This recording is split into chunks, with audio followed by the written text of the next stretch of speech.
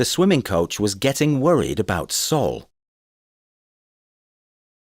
Sol was losing interest in training for the championships because he was slow off the starting blocks and struggled to swim from the back of a pack. So Coach came up with a solution.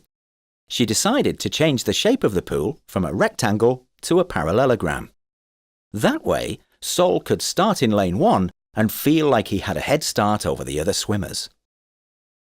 For the swimming pool redesign, Coach had to work out the number of tiles needed to cover the floor of the pool.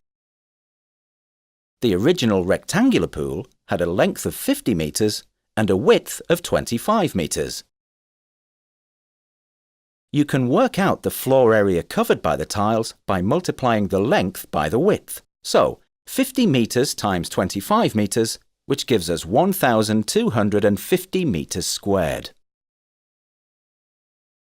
This pool area is made up of tessellating square tiles. These squares are placed right up against each other and don't overlap. Each square tile has an area of 1 meter squared. When you multiply length by width, it is the same as if you were counting the number of squares. So, in this case, you know there are 1,250 squares on the swimming pool floor. The area of any shape can be thought of as being made up of square units. We can either estimate how many little squares there are or calculate them using a formula. You can calculate the area of any rectangle by multiplying the length by the width. But what about parallelograms? Like squares and rectangles, parallelograms are quadrilaterals, shapes made up of 4 sides. These quadrilaterals also have opposite sides that are parallel.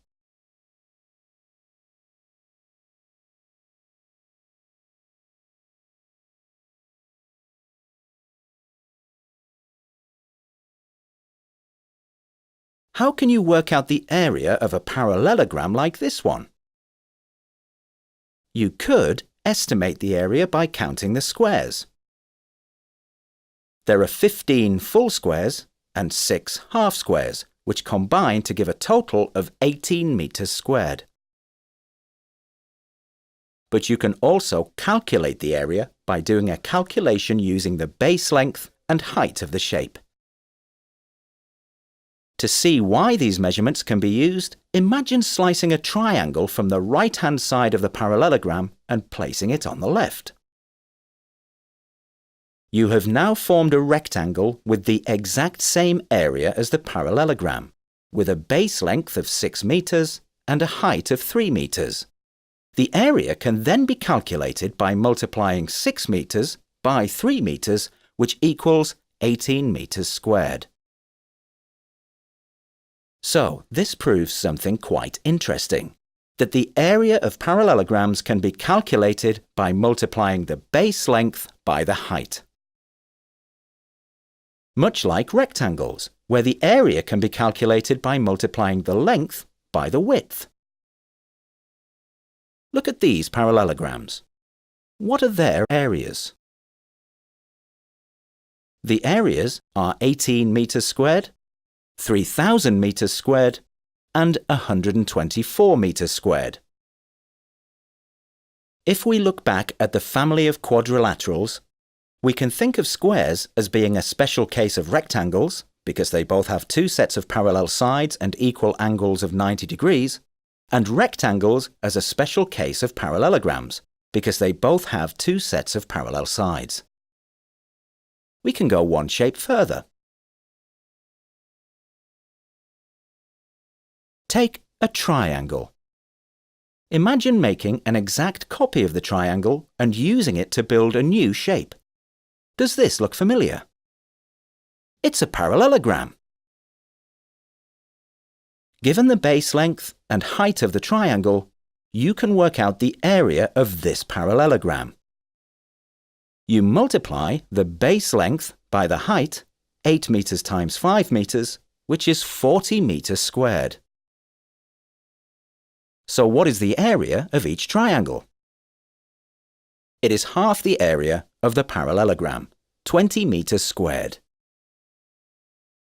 the area of the triangle is equal to 1/2 times the base length times the height, which is exactly the same as multiplying the base length by the height and dividing by 2.